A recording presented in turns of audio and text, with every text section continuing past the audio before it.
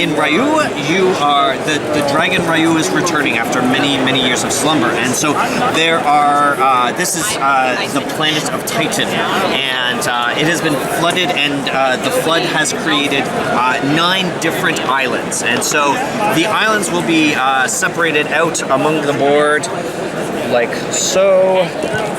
And usually they will just be put out randomly each time that you play. So 9 different islands, and some of them are player islands that have certain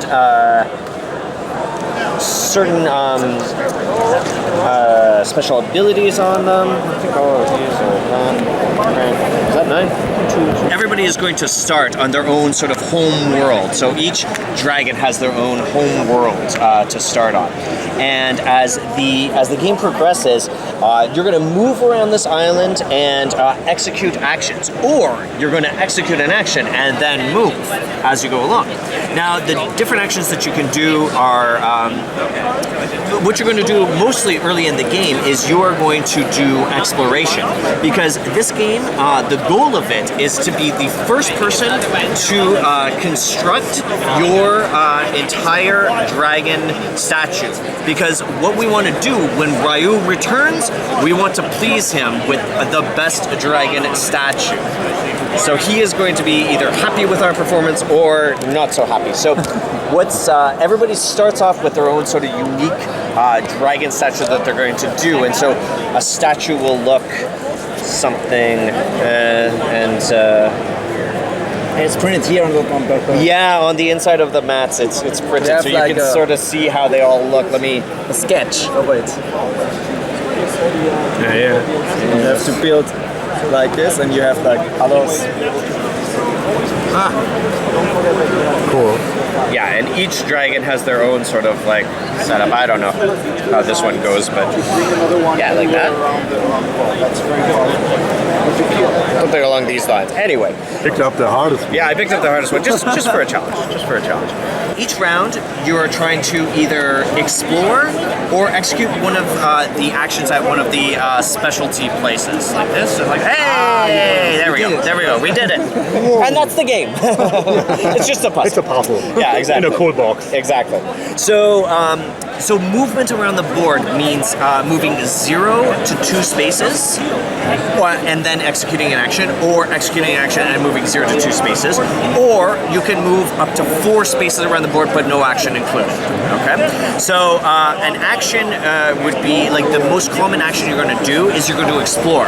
So you're going to explore your opponent's islands. So this you can move in either direction. So this guy might go like this, and he might explore this other island. Okay, this other person's island.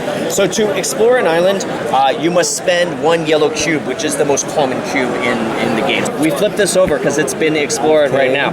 He gains a merchant token, which can be used for paying for things later in the game. And then he's going to flip one of these coins. So everybody has one of these tokens. Okay, this is the exploration token. And what happens is I'm going to flip it, and if it comes up 5 or 4, those are the 2 different sides. So if it comes up as a 5, or if it comes up as a 4, I'll explain first. So I'm going to take 4. There's more than just yellow in there. Yeah, 4 cubes out of the bag. 4 cubes out of the bag, and then I'm going to take the first one, and if that's your island, then you're going to take the next 2, and I'm going to take the last one. So you want people to explore your island because you get a benefit for doing nothing. Okay, you get a bonus like that.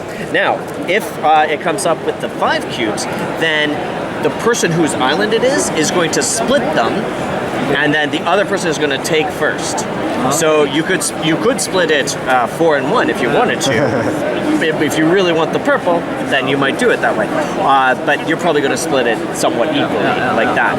Okay, and then now that island has been explored, and it cannot be explored again until it's flipped back over.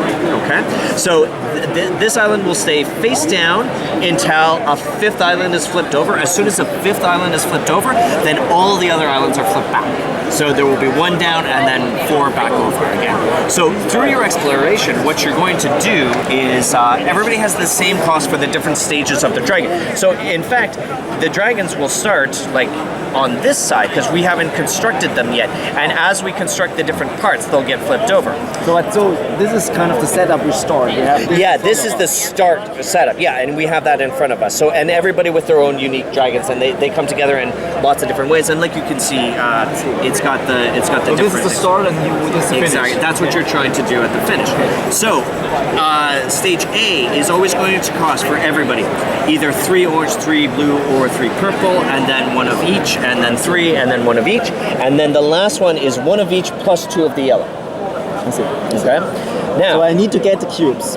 you need to get the cubes. That is the big important thing. Now, there's lots of different ways to go around the board. So, for example, we've got like the Smuggler's location here. So this, you can pay 1 of your Merchant's Guild to flip over a tile, okay? So if I am blue and my thing is flipped over, well, nobody can visit that until everybody has gone around and done more visiting. But I can spend 1 cube to get it flipped over so that people can come back to my island, which is what they want. Or if purple is beating everybody and he's the only one who's got an island up, I might flip it over so that nobody can go to his island and give him more cubes along the way. So there are ways to manipulate the board. Now, the Smuggler Token, you get that through various different things that you'll do. You can spend a Smuggler's Token here, and when you do that, everybody has to lift up their screen, and anybody who has more than 4 cubes behind their screen has to discard down to 4, and then you can take 1 of those discarded tokens. So there's ways of like slowing people down in that sense. Now, one really interesting thing that happens throughout the course of the game is in this bag, there is, there is 1 white cube, which represents like this crystallized tear of a dragon that happened years ago. Very rare. Very rare, exactly. As soon as this comes out, we start a dragon bidding. So everybody is going to, behind the screen, choose how many cubes they want to bid, and you flip them over, and whoever has bid the most is going to get to just automatically flip the next stage of their dragon.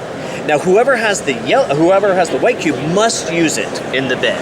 Okay, it must be used because it'll always go back in the bag. That's it. It's very simple. So I consider it kind of set collection, of course, but also action selection, because as you move around the board, you're deciding where you want to go. And you only can move 1 or 2 steps, so it's not like I'm doing that. Or 4, but you don't get an action there. Okay. Yeah, exactly. So an action can be either like an exploration action or one of the special actions of those locations, or an action can be spending cubes to reveal, like building a stage of your dragon. So that's the basic idea of Ryu. Cool. It plays about 45 minutes, and it can start very quickly at times until people start to catch on of how you can slow other people down. And like it is a lot of beat up the leader. But 2 to 5 players, so it's good.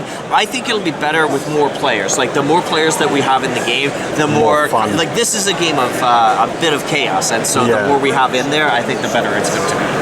But maybe like 3 to 4, sweet spot.